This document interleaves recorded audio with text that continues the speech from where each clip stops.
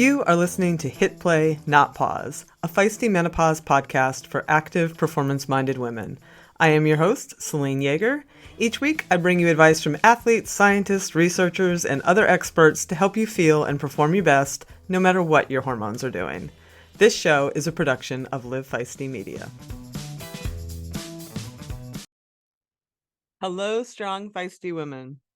I have a great one for you this week. And honestly, it's a conversation that I have been wanting to have for quite a while now. It's a show all about fasting. And I want to be clear right out of the gate that we're talking fasting specifically for health and weight loss or weight maintenance reasons here, not religious or spiritual types of fasting, which are done for purposes that are outside the purview of this podcast.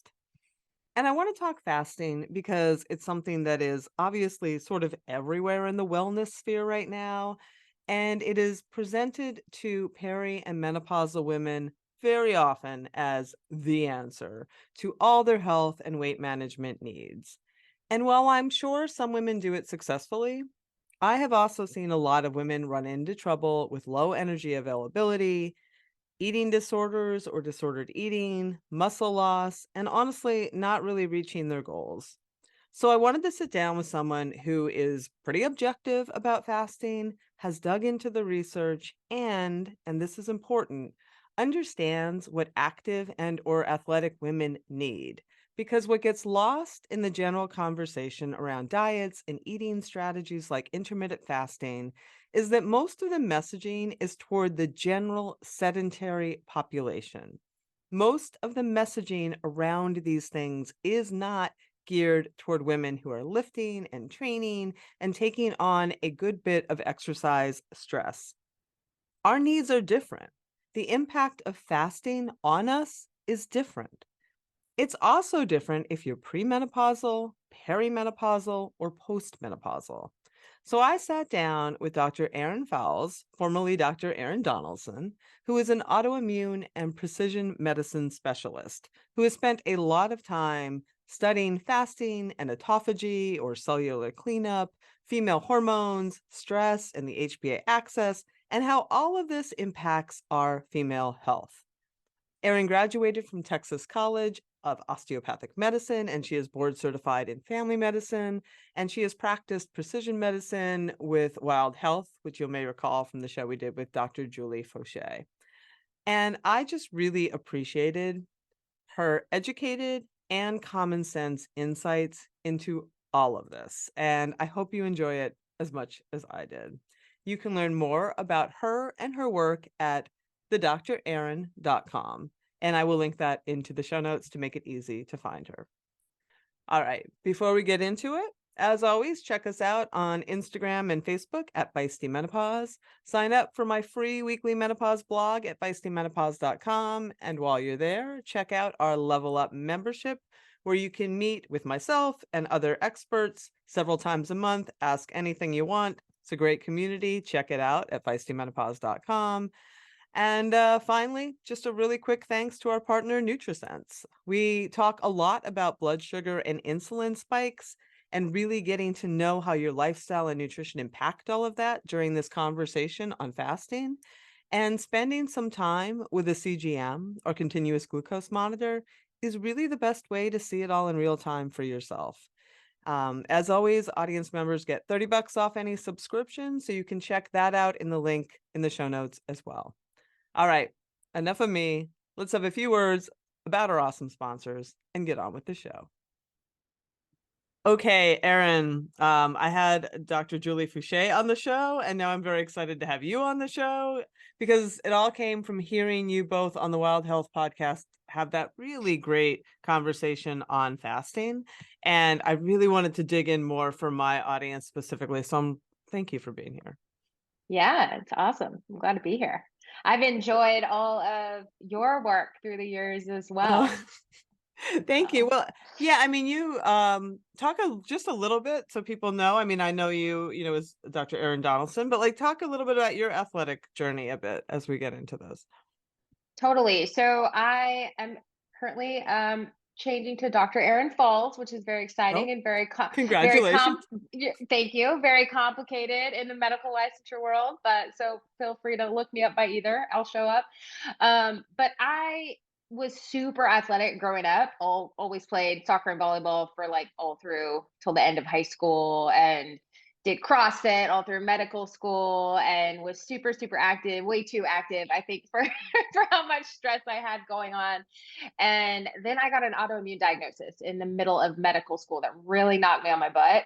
I got a diagnosis of lupus and Mm, had to really learn how to like lean in to what my body needed from me, which was more rest than I was used to, more fuel than I was used to, just more mm, care in general, less stress, more sleep than you really get in med school and residency. So I had to learn the hard way, but I wouldn't trade it because I learned a lot about what the body needs, especially the female body. And I now get to work with women every single day on women's health. And I work a lot with autoimmunity as well, which overlaps a lot with what I think we might talk about today, which is the stress axis. And so I've learned kind of through my own trial and error through the years of what works, and then bringing evidence into it in my training, and here we are. And now I had a few years where I wasn't as active because mhm. my health just really didn't allow it, and thankfully I'm back with a lot of stress resiliency over the last, really close to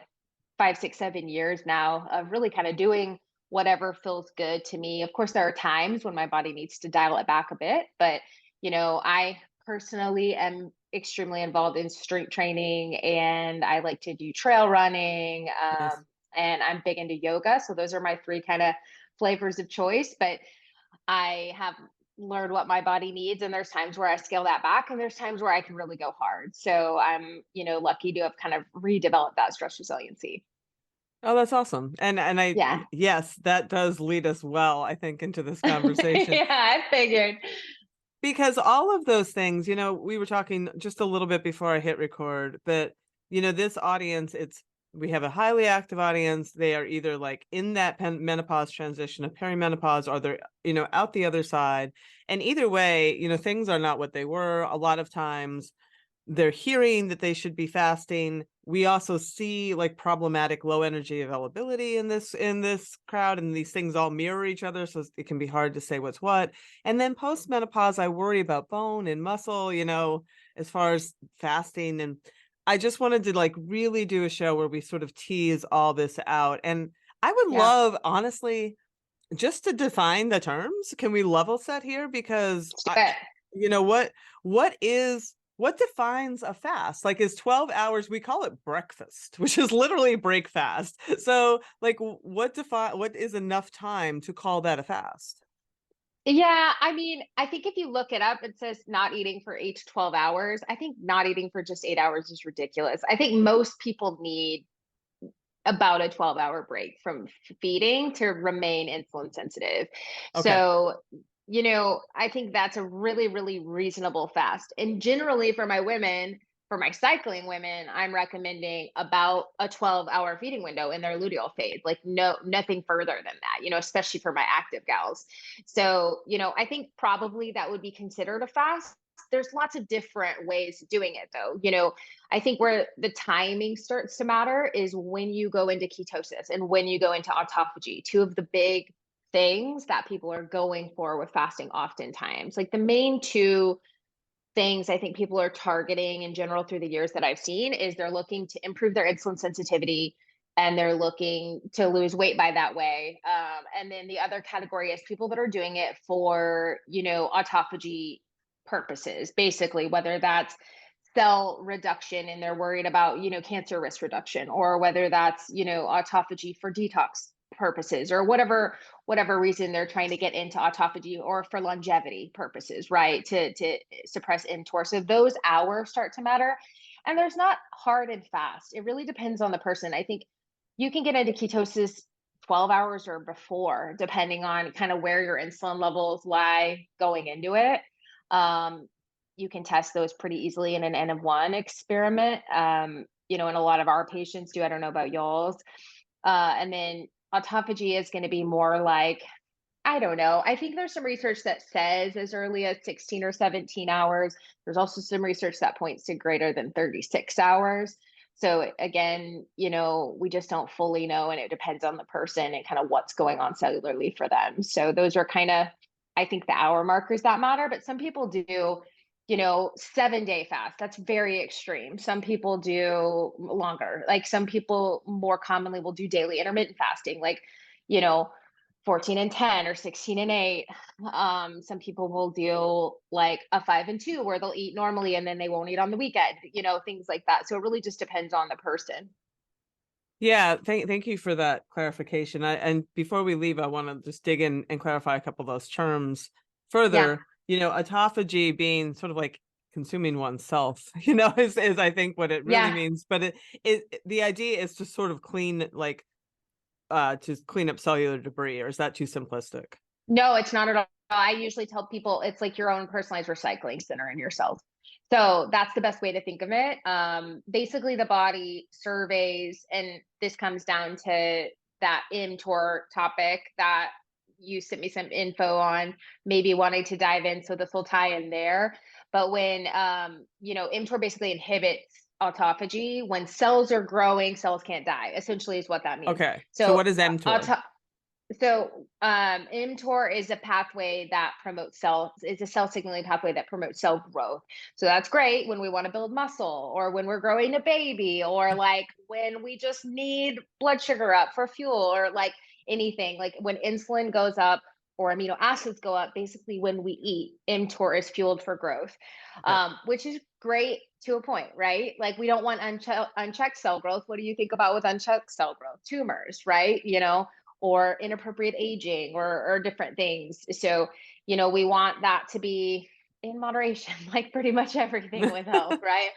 So, but mTOR suppresses autophagy. So we want to make sure mTOR is not on all the time so we could get into that cellular cleanup phase, basically. So, like, you know, autophagy, think about like when things become more scarce, the body thinks, oh, I might not have fuel coming in. There might be a hard time coming. I need to become really, really like badass and resilient, right? I need to be able to roll with whatever's coming in my natural environment because things are getting scarce out there. So it screens your body screens its own cells and recycles what it can, and like gets rid of debris and cleans up trash, and then cells that really can't be saved go into something called apoptosis and they fully die. So that's kind of the two ends of the spectrum. Excellent. And then when you're talking about the ketosis and the insulin sensitivity, can we talk a little bit about the mechanisms there? Like you mentioned right out of the gate that you like to see a 12-hour window for that insulin piece specifically. Why is that? Well, I just feel like when a lot of people, and I trained in a really like underserved area, and then I did hospital medicine for a few years before I went into like precision medicine and functional medicine. And it's just a really different patient population. And for people that are really metabolically unhealthy, which is like 90% of our world in adults or developed countries, those folks are, I mean, you'd be surprised at how many people are eating like past midnight, right? And things like that. And then if your pancreas never gets a chance to rest, and then of course, like the advice for years was like have small meals all day throughout the day, right? And so your pancreas and your blood sugar never get to chill out and calm down. And so insulin just stays high all the time, becomes less efficient over time. And so we need to rest our pancreas. Like we need to get insulin down at times. It needs to be up at times and down at times. So, making sure women are getting like good full meals and enough of them, and then maybe some snacks or fuel before training, but like resting in that time around sleep where they can get appropriate sleep, is a huge part of that. And then they wake up with a little more insulin sensitivity and then they break their fast. So that's the way I like to see it for patients, and their CGMs tend to agree. Their glucose monitors tend to be very happy when we do that. Right, right. No, that's excellent. Thank you for those explanations. And I was going to ask Yeah. this later, but it seems like a good time to do it now because you talked about that hard times are coming and what is the body and how is the body responding to it, which is sort of like the idea of fasting, right? As we have these evolutionary mechanisms or these physiological mechanisms. However, they are perhaps different between females and males for reasons of reproduction. And can you talk a bit about that? Because that, I thought, you and Julie talked about that on your show, like famine is coming might mean a different thing for a woman who could have a baby or is breastfeeding children than someone who is not. Totally. I mean, you want to think about, first of all, just circadian rhythms and fasting with this, because, most people just skip breakfast when they're intermittent fasting, which is probably the worst way to do it. Agreed. Um, Socially, I get there. I kind of take that back to a degree, because people that really stop eating dinner with their families, usually they're so stressed out about it that, like, Right. the stress plays a big role in their health too. But for just the purposes of what fasting does to your physiology, following your circadian rhythms is the way to go.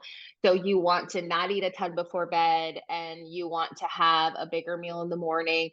And that follows our evolutionary background, right? I mean, people were able to go out and get food when there was light, and they weren't able to go out to get food as efficiently when it was dark, right? And, they weren't able to get food as efficiently in the winter. So they had longer fasting times, or, they had higher fat foods during that period. So it kind of just followed the seasons, and that's how our bodies were made, and followed the rhythms of the days. And that's how our bodies were made. But then women are highly sensitive. Their hormones are highly sensitive to fasting because of kisspeptin, which I know you guys wrote about, I believe. So kisspeptin is basically a protein or a peptide that helps regulate our sex hormones, meaning estrogen, progesterone, things that make us have a period cycle the way we have it. And obviously the purpose is reproduction. Also, they regulate so much more in the body, but those are super sensitive. Women have a lot more kisspeptin than men, and they're highly sensitive to fasting. So, like, you want to be really careful to not overdo it, and then you can totally screw up those hormones. I see a lot younger population as well. I see both populations, and those women are coming in not being able to conceive because their hormones are so suppressed when they're in this low energy state. And then there's separate issues postmenopausally, of course, because you're already in a low estrogen state. So you want to be careful. And in evolutionary times, like, you kind of needed that for reproduction, was like the primal instinct, right? And like, you need that fuel coming in. Like, you can't suppress that, or the body will just stop its ability to conceive and reproduce, period. So Right. And that, if we break it down, I know a lot of people in my audience are coming into fasting because of body composition changes. mhm. Right. And um it what I've seen, and I'm curious on your take, is I've seen that it can backfire in ways, and that women hold on to whatever fat they have when they really double down on restricting their feeding window and their intake. And that seems to make evolutionary sense to me as well. If that's, Yeah. yeah. Totally. Yeah. You hold on to that body fat to, first of all, produce estrogen, right? Because body fat produces estrogen, and also to just stay there for energy. So you have fuel, so that if you are growing a baby or feeding a baby, then you won't lose that energy. The body would rather sacrifice its own muscle mass than a food source. So, but then it also makes estrogen too, because fat cells produce, usually not the most ideal type of estrogen, but produce estrogen. And that also helps the body keep going for a woman. So for multiple reasons, you're exactly right. So then let's take that into this let's talk about perimenopausal women first. Let's separate them out. They're in a place where their hormones are really fluctuating, and things are, the ovaries are sort of going offline. There's a lot going on. Um, what impact does fasting have here? Would you ever recommend it for a woman in this stage? And if she wanted to do it, what would you recommend? Yeah, great question. So, during perimenopause, first, most women, not every woman, most women become estrogen dominant, and then estrogen drops off precipitously postmenopausally. So, because you start to become anovulatory, meaning you're not ovulating every cycle. So, when women are like, my periods are irregular now, and they've always been regular, Usually that means, not always, but usually that means you're not always ovulating. And ovulation is what raises progesterone, which helps chill out estrogen. So then when your progesterone drops off, because if you don't ovulate, your progesterone's low, period. And so if your progesterone drops off, then estrogen is really unopposed. And then women start feeling all these growth symptoms of high estrogen. So that's in general what's kind of going on for a lot of these women. And then they start feeling kind of, estrogen can be inflammatory, especially if it's not being metabolized appropriately, like if gut health's not great. And so, a lot of women are feeling signs of inflammation, or they're feeling like emotional, or they're getting headaches, or their boobs hurt, or, whatever is going on. And they don't like the way they feel. They're also starting to lose as estrogen pathways become less appropriate. And then, especially once estrogen drops off postmenopausally, they start to, like you said, gain that belly fat, like lose lean muscle mass, et cetera. Because estrogen is very anabolic, kind of back to that cell growth versus cell death conversation. Estrogen is very anabolic. Estrogen builds things up. Why, when we're in our first half of our cycle, when women are cycling, you can train a lot harder. You have more stress resiliency. You can really push it and grow muscle more efficiently. And then, once estrogen drops off after menopause, you really become you're in more of a catabolic state. You're in more of a breakdown state. So that's kind of the name of the game with fasting and women. I'm like, you're already in a catabolic state. Fasting is highly catabolic. Like, you need to be careful. If your goal is to lose weight, what most women mean by that, in my experience, is to improve body composition. Most women don't want to just lose muscle mass, and get super skinny. That's not, I don't think I've had a single woman that's her actual goal. And so if you're looking to improve body composition, you can't be fully in a catabolic state. You have to build muscle, and you can't do that with all those things going on. Yeah, and that's peri and postmenopausal women you're talking about there. Correct. Yeah, and that Correct. was one of the things I was concerned about. I sent you that piece. Peter Attia wrote, he used to be sort of more pro fasting, and now he's not, because as he was watching people he was working with and himself, like, they lost weight, but a lot of it was muscle, and the body Yeah. composition actually didn't trend better, which is concerning. Yeah. So he was an extreme faster, and a very Yes, he public was. and a very public extreme faster. He was one He's of an the extreme person. 7 day guys.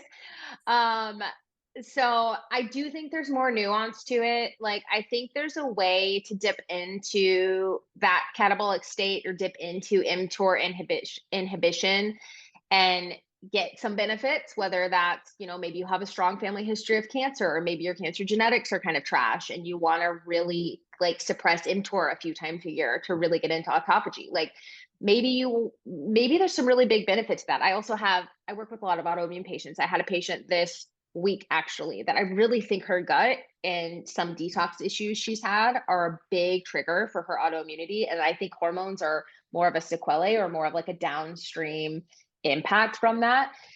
So for her, I think we're going to toe dip into some like autophagy inducing fasts in the right time in her cycle, when she doesn't have a lot of extra stress going on, not to stack those stressors, to see if we can, improve stem cell production in her gut, and improve microbiome diversity in her gut, and like really down regulate inflammation short term. Now, chronic intermittent fasting is inflammatory for most women, in my experience, but like those short bursts of autophagy inducing fast can down regulate those cytokines and inflammation. So there's times, right, where it's helpful, but it really needs to be done like on an individual basis. And we're talking about a relatively very healthy, health literate patient population here. I want to put an asterisk here that, like, for the vast majority of our country that's metabolically very unhealthy. When I say that, I mean their blood pressure's high, their cholesterol's high, their insulin's high, they may be diabetic. Like, that is most of our world and most of our country. Those are different folks. Those people would probably significantly benefit from trials of intermittent fasting, a lot of them. Women, I still think, would do better with testing along the way. It's interesting. I know you know this, but there's data that shows that metabolic improvements can happen for women with fasting. And there's also data that shows that blood sugar goes up and cortisol goes up with fasting. So it feels confusing, but I think when I look at people on an individual level, which is why I love precision medicine, it doesn't seem that confusing, because like I can now look at a patient and be like, oh yeah, your A1C is probably, 5.8, meaning you're pre-diabetic, but your insulin's probably 2, meaning you're overtraining, underfueling, your cortisol is dysfunctional. Like, I know why your blood sugar is high. Those people are not going to do well with fasting. But people with an insulin of like 25 and their early type 2 diabetes are probably going to benefit even if they're women for a short time. Does that make sense? That makes total sense. And I try to bring that point home so many times, that this is a if you are someone who exercises on purpose most days of the week, you are in the minority. You are not the general population that most of these books, magazine articles, things on the Today Show are talking to. Period. Like 17% of people in this country meet the daily recommendations for exercise. That's real low. Like, Yeah. But the people who are going to read that and listen to it are the people who don't need it. I So know. for this topic. That right. So let's talk. We haven't really dug into the stress part, and I think that's super important because it's a lot of what we're talking about. Like, what type of stress is fasting? Where does the HPA axis comes in? And then importantly, and Stacy Sims talks a lot about this. It's like the real problem is when you start layering or stacking this, right? When you take your intermittent fasting and then you stack on your exercise stress, like all of a sudden you're doing on top of like life, on top of perimenopause, like now you're just stacking, Yeah. stacking, stacking. So most of the women in the population that you and I are talking about are already like at a 7 with stress, probably, right? Like, they're not all of them, certainly, but most of them are like, I'm like, how do you, release stress in your body? And they're like, by running, of course. And Go I'm for a like, long oh, run. great. Really stress with a stress. Awesome. And that totally works when you're like 20, right? But it works less and less and less and less. And then postmenopausally, it works way less. So, basically they're called hormetic stressors. When you ask what type of a stressor it is, it doesn't really mean anything. It's a stressor. Like, that's the science word, but it's a stressor. And hormesis is basically the bell curve of how something impacts you. And like, uh, think about it. Like, I think medications and pharmacology are an easy way to think about this. It's like, look at Tylenol as an example. Like, Tylenol is one of the number one reasons for like death related overdoses, especially in young populations when taken to an extreme, right? When you don't take enough of it, you can't even lower a fever. When you take in the middle, it obviously works for pain and temperature. I don't really love people using Tylenol, but it's a good example that everybody understands, right? Like, so that's a perfect example of hormesis. Like, doesn't work at all, sweet spot, like, you went too far. So there's a bell curve to just about everything we do with our bodies, right? And so we want to make sure that we're in the sweet spot with that individual stressor. And then I find that that bell curve gets like smaller and smaller as you add more stressors. So your general body's bell curve of like what doesn't kill you makes you stronger to a point, right? Like, that becomes like a more of a tightrope the more stressors you add on. So that's the analogy I like to use. I also, for my gals or for my autoimmune patients particularly, will tell them to think about their day as like a battery of an iPhone. Like, if they're, waking up and they were up all night with their kid that was, crying through the night, or they have a crazy work day, or they ran a marathon the day before, whatever, they might already be at like 50%, right? And then like fasting might lower them to 30, and keto might lower them to 20, and like, then exercise, so you just have to be careful. If you're waking up and you're like monitoring all this and you're feeling like, oh, I'm at like 100%, right? Like, my aura looks great, or my whoop looks great, and I am not stressed at all. Like, maybe they're in their first half of their period, or they're on HRT, or they're just feeling great postmenopausally, and like, maybe they can really go push it. Maybe those are the times for more stress. But and stress is great. Like, we don't probably get enough of the biologic stressors. People talk about hormesis being really helpful in the biohacking world because we're not exposed to extreme temperatures anymore. So like, Right. cold plunging is the thing, or people eat till midnight because of drive-throughs and microwaves and fridges, right? So like, an Uber Eats, right? We don't even have to get off the couch.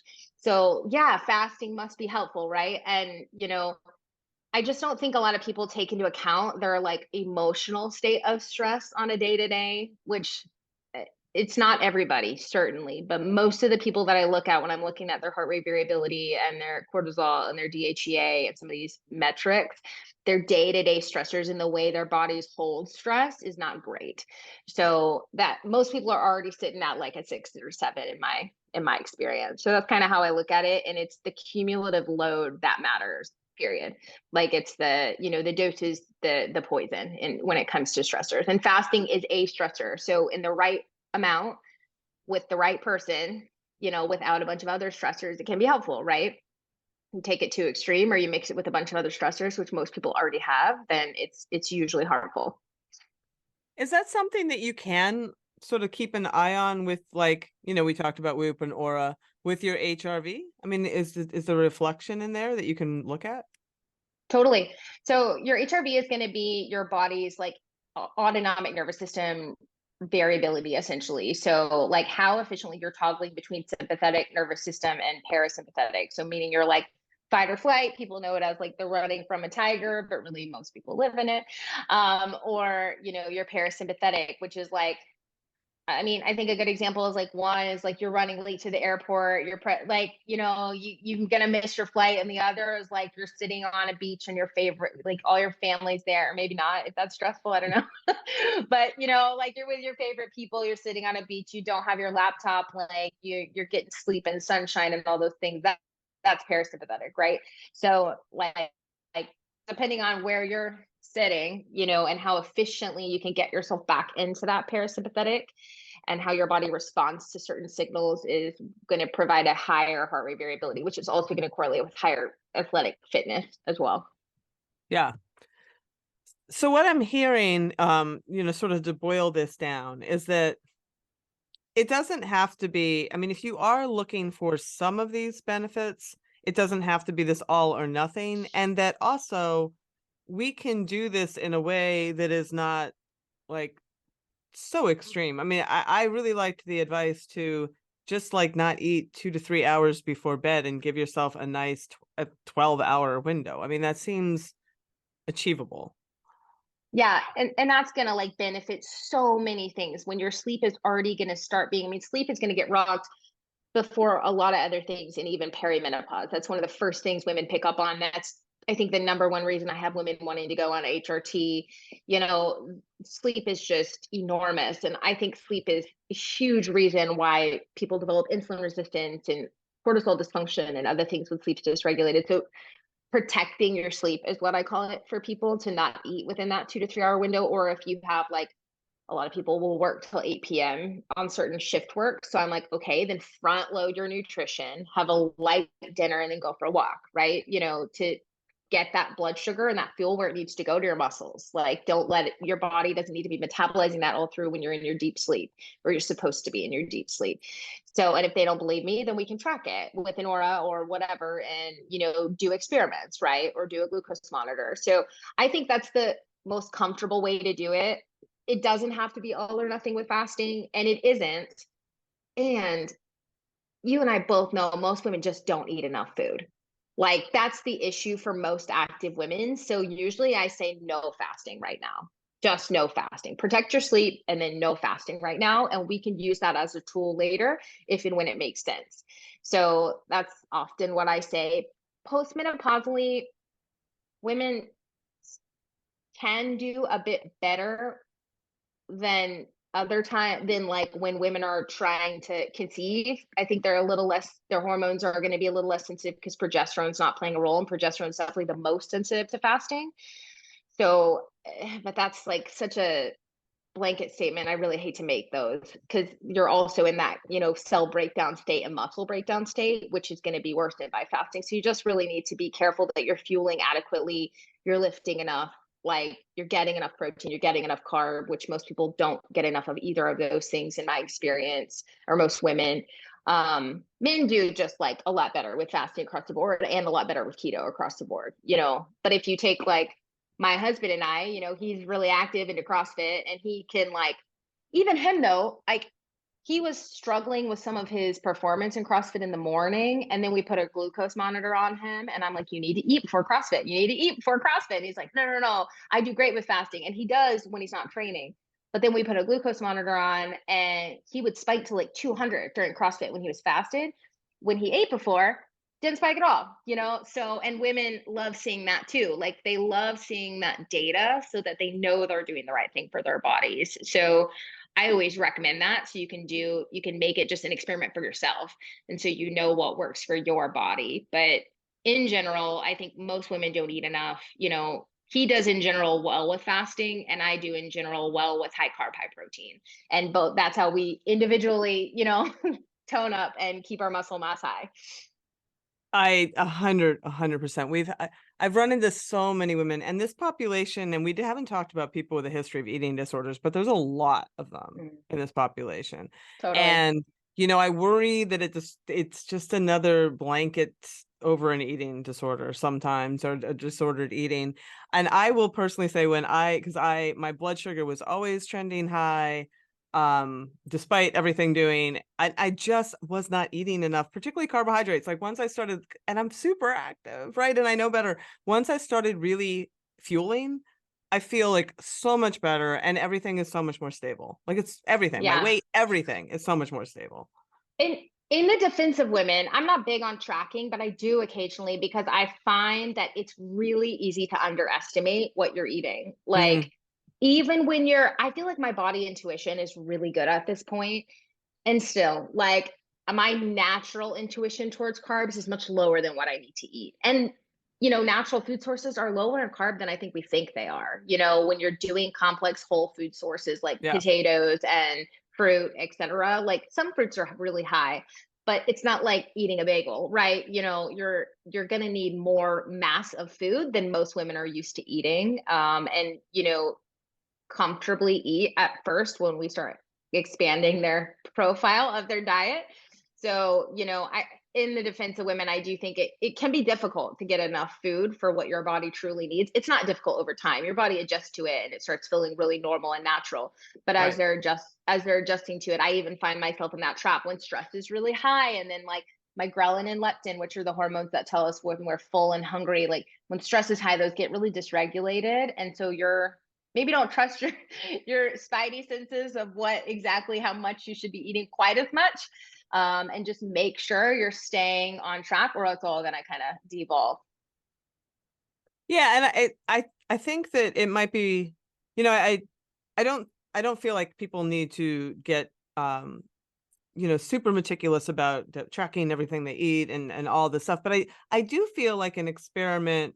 I experimented with the CGM for a while just to see what was going on. I got my blood work done. I experimented with some stuff, and just like a month or so of time is so Hmm. educational, and then tuning into how you feel on top of that. And then it's just like I feel more informed. Like some of the stuff that I was just like, oh, well, that's going to spike. And it there was no spikes. Nothing was spiking. I mean, Yeah, it was really informational for me. totally. And it's tricky, like you're saying. I think those kinds of trackers, I think this set of patient population is going to be more leaning toward like obsessive nature with those Yeah. things and being really meticulous, like you said. So you want to be a little careful that we're not just inundating them with data, which is going to make that stress worse. And I mean, there's just damn near carb phobia in a lot of my female patients. And when they first see that carbs lower their blood sugar, it is just a moment I could never, like, they have to learn that for themselves. Like, you know, I could never convince them of that because we've been hammered that carbs are bad as women, right? We've been hammered that carbs make you fat, right?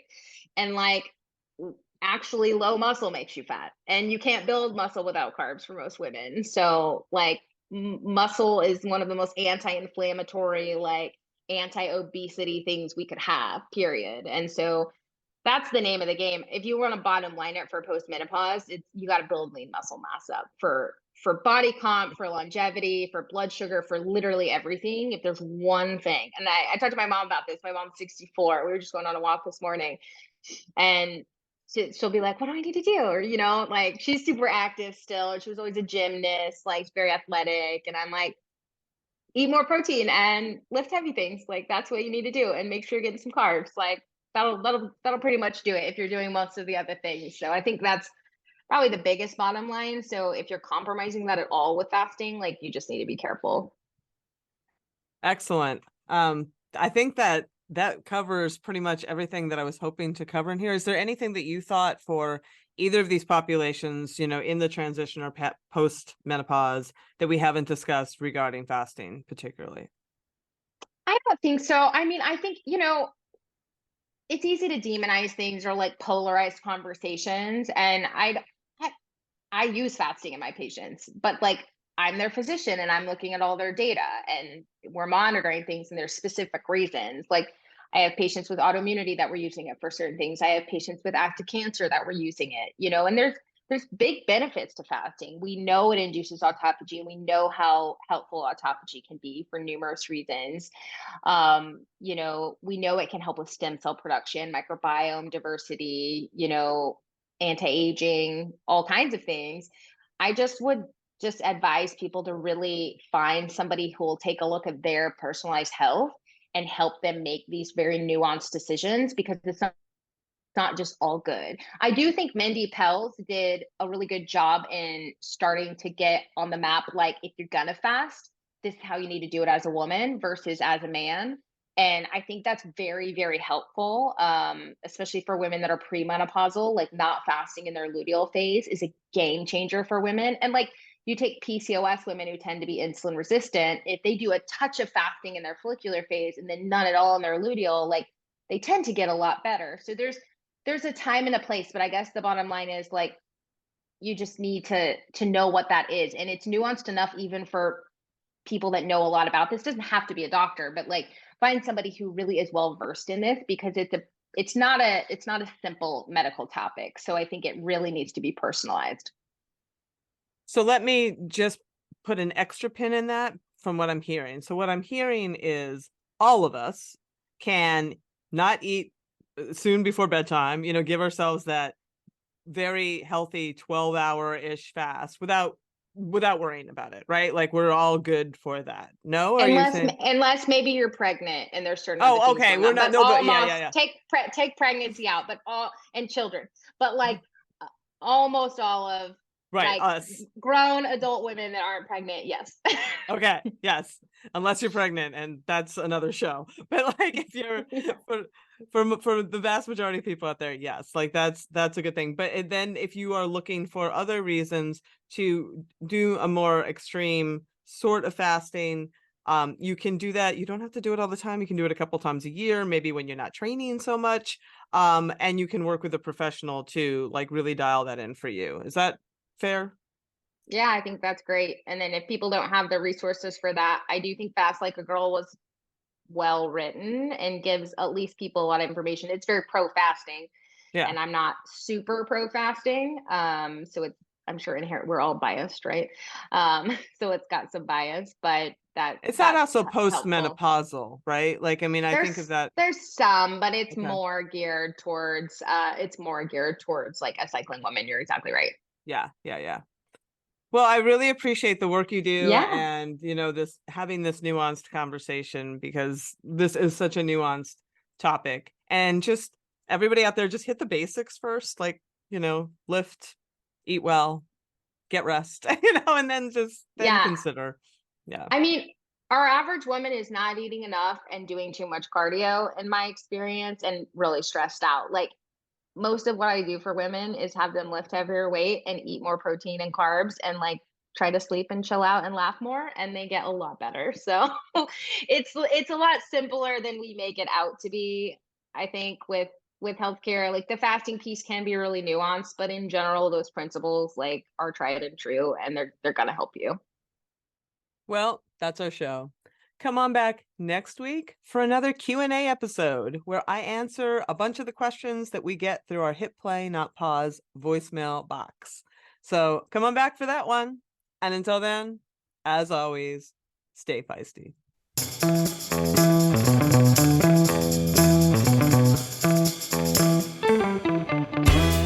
You've been listening to Hit Play Not Pause, a feisty menopause podcast for active, performance-minded women. I'm your host, Celine Yeager. The show is edited and produced by the strong, talented, and amazing women at Live Feisty Media. Follow us on social media at Feisty Menopause. And please help us spread the word. Screenshot and share this episode on your social media channels with the tag at Feisty Menopause. Share the show with your friends. And please subscribe, like, review, and rate this show wherever you get your podcasts. Word of mouth and good reviews make it easier for other listeners to find. Thanks for listening, and as always, stay feisty.